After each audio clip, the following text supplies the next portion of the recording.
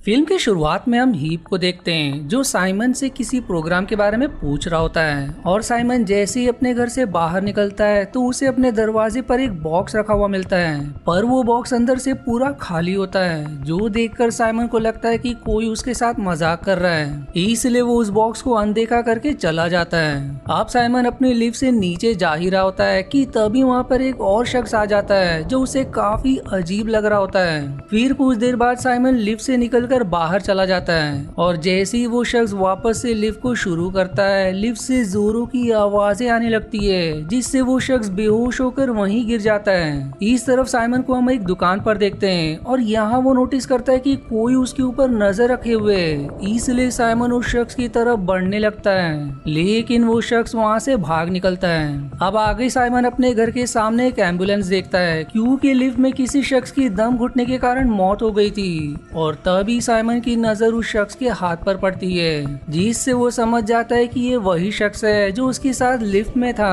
अब इस बात से दुखी होकर साइमन अपने कमरे में चला जाता है जहां पहुंचते ही उसे वापस से एक और बॉक्स मिलता है और ये भी पूरा खाली होता है। अब इन सब से साइमन को विश्वास हो जाता है कि कोई उसका पीछा कर रहा है। फिर अगले सीन में हम साइमन को उसके दोस्त डेरिक के पास देखते हैं जहाँ साइमन डेरिक को सारी बात बताता है जिस पर पहले तो डेरिक उसे एक वहम कहकर टाल देता है, पर जब साइमन उसे बताता है कि ऐसा 2 बार हो चुका है तो डेरिक उसे सावधान रहने के लिए कहता है। इसी बीच साइमन को शक होता है कि शायद उसका मकान मालिक उसके साथ ऐसा कर रहा है जिसके बाद वो वहाँ से चला जाता है। इधर घर वापस आते ही साइमन के पास हीप का कॉल आता है जो उससे फिर से किसी प्रोग्राम के बारे में पूछने लगता है जिस पर साइमन बताता है कि उस सॉफ्टवेयर को बनाने में अभी काफी समय लगेगा, जिस बात पर हीप साइमन को अपने बॉस के बारे में बताता है जो काफी खतरनाक इंसान है और उसे ये सॉफ्टवेयर जल्द से जल्द चाहिए वरना उन दोनों यानी कि हीप और साइमन की जान खतरे में पड़ सकती है। इसलिए अब साइमन उस प्रोग्राम को डेवलप करने में लग जाता है।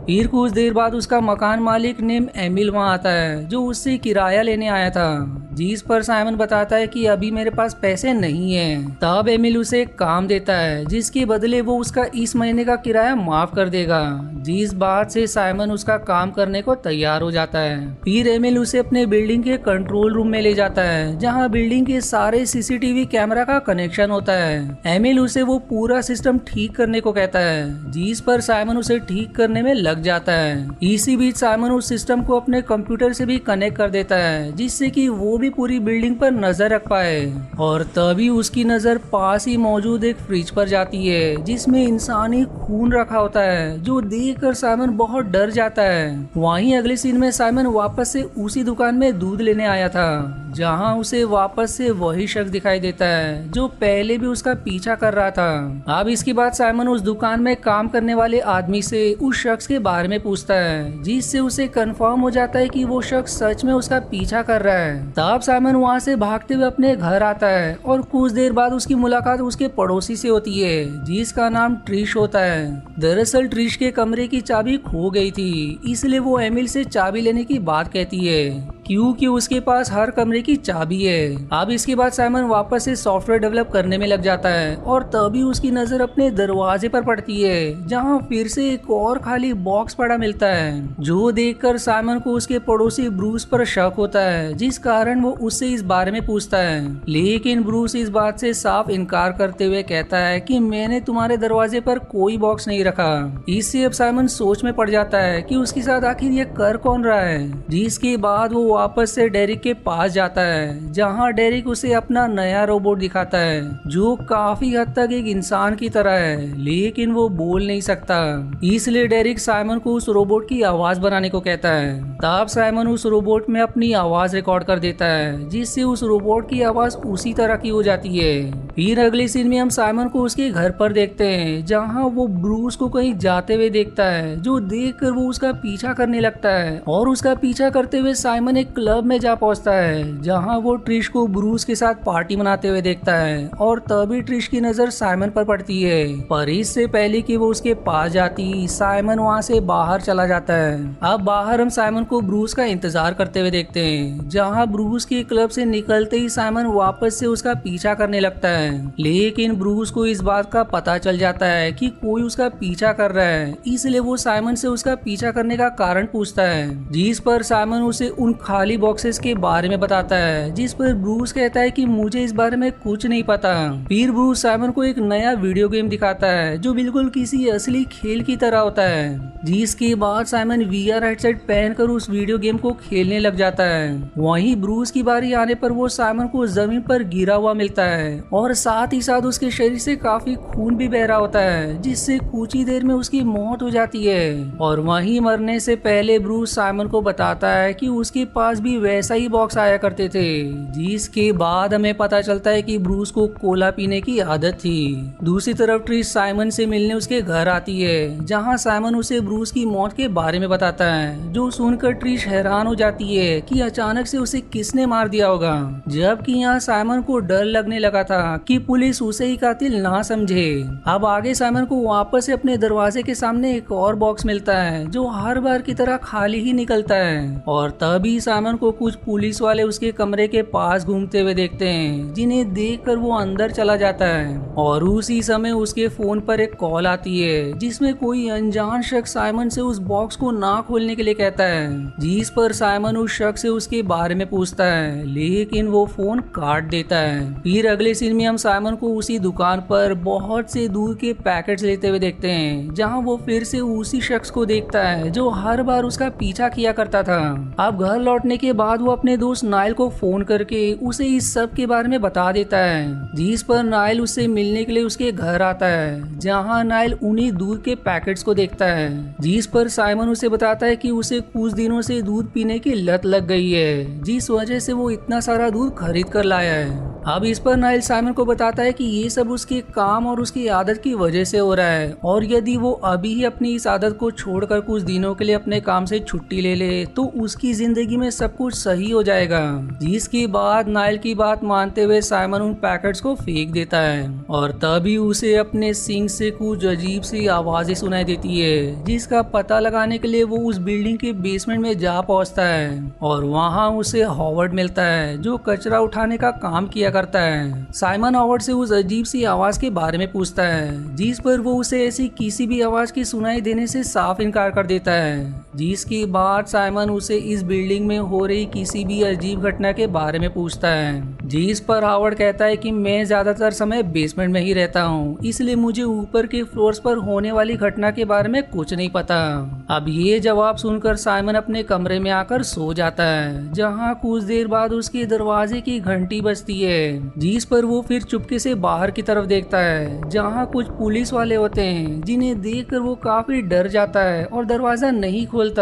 जिसके कुछ देर बाद वो ऑफिसर्स वहाँ से चले जाते हैं। वहीं साइमन को वापस से हीप का कॉल आता है, जो उसे बताता है कि मेरे बॉस ने मुझे नौकरी से निकाल दिया है। जिस बात को सुनकर साइमन काफी उदास होते हुए हीप को बताता है कि उसका प्रोग्राम तैयार हो चुका है, लेकिन उसमें एक अजीब सा वायरस आ गया है जो उसकी समझ से परे है। जो बात हीप को अजीब लगती है, क्योंकि किसी सॉफ्टवेयर के बनते ही उसमें वायरस आ जाना बिल्कुल नामुमकिन सा है। और तभी साइमन के दरवाजे की घंटी वापस से बजती है, और बाहर देखने पर उसे ट्रिश मिलती है, जो साइमन से मिलने के लिए आई होती है। ट्रिश अब साइमन को बताती है कि वो इस बिल्डिंग को छोड़कर जा रही है, क्योंकि उसे इस बिल्डिंग में काफी अजीब सा लगने लगा है। और यही बातों ही बातों में साइमन ट्रिश से भी किसी बॉक्स के मिलने के बारे में पूछता है, लेकिन ट्रिश इस बारे में उसे कुछ भी नहीं बताती। फिर ट्रिश के जाने के बाद नाइल आता है, जो साइमन का ब्लड टेस्ट करके उसे दूध पीने के लिए मना करता है। और फिर थोड़ी देर बाद साइमन के पास एमिल का फोन आता है, जो काफी डरा हुआ था। वो उसे तुरंत उसके पास आने के लिए कहता है, जिस पर साइमन एमिल के कमरे की तरफ जाने लगता है, जहाँ रास्ते में उसे वापस से वही शख्स दिखाई देता है जो उसका पीछा किया करता था। जिसके बाद साइमन उसे पकड़ने के लिए उसके पीछे भागता है, पर वो अचानक से ही कहीं गायब हो जाता है।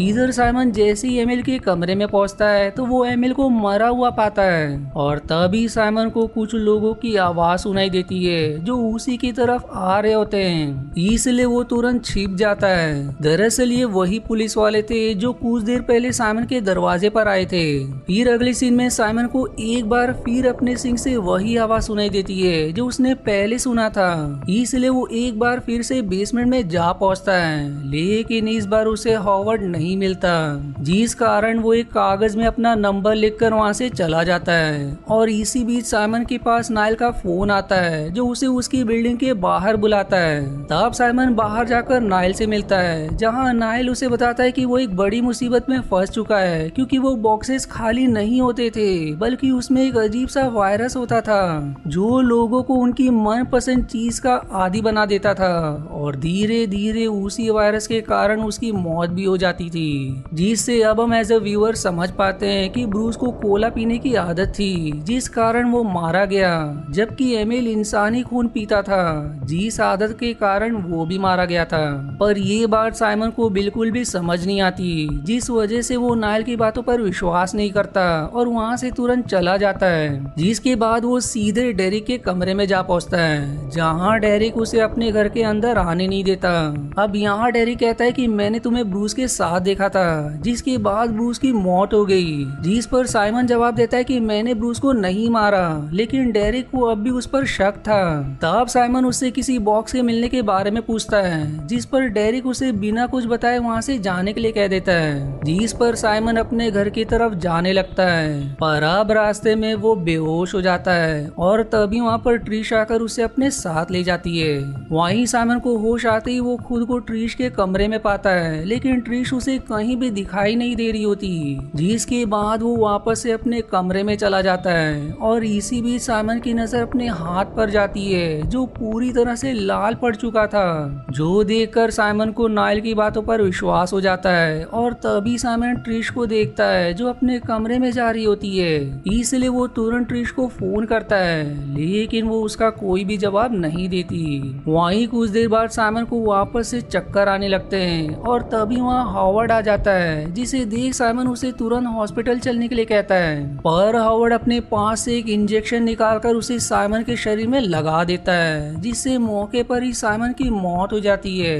जिसके बाद हमें ट्रिश की लाश दिखाई जाती है, जिसका साफ मतलब है कि हॉवर्ड ने साइमन के पास आने से पहले ट्रिश को भी मार दिया था। यानी कि वो हॉवर्ड ही था जिसने कि साइमन, ब्रूस, ट्रिश और एमिली के पास वो खाली बॉक्स भेजे, जिसमें वायरस होने के कारण उनकी तबीयत खराब होने लगी और सही समय आने पर उसने उन चारों को मार दिया। और इसी सैड एंडिंग के साथ ये मूवी यहीं समाप्त हो जाती है। अब मूवी देखकर आपके मन में कुछ सवाल तो आ रहे होंगे कि आखिर हीप किस प्रोग्राम की बात कर रहा था और डेरिक के साथ क्या हुआ। तो इसका जवाब ये है कि साइमन जो प्रोग्राम बना रहा था उसका इस फिल्म के प्लॉट से कोई लेना देना नहीं है, बल्कि वो चीजें हमें कंफ्यूज करने के लिए दिखाई गई, जिससे हमें ये लगे कि जितना भी खून हो रहे हैं उसमें हीप के बॉस का हाथ है, क्योंकि हीप ने शुरू में कहा था कि मेरा बॉस बहुत ही खतरनाक आदमी है। वहीं बात करें डेरिक की तो फिलहाल उसे कोई बॉक्स नहीं मिला, इसलिए अभी तो वो जिंदा है, लेकिन क्या पता भविष्य में हॉवर्ड उसके दरवाजे पर भी कोई खाली बॉक्स छोड़ जाए, जिससे अंत में उसकी भी तबीयत खराब होने लगे और मौका देखकर हॉवर्ड उसे भी मार दे। और आज के वीडियो में इतना ही। आशा है आपको मेरी एक्सप्लेनेशन पसंद आई। यदि हाँ तो प्लीज वीडियो को लाइक करना और चैनल को सब्सक्राइब करके सपोर्ट करना ना भूलें। मिलते हैं अगले एक्सप्लेनेशन वीडियो में, तब तक के लिए धन्यवाद दोस्तों।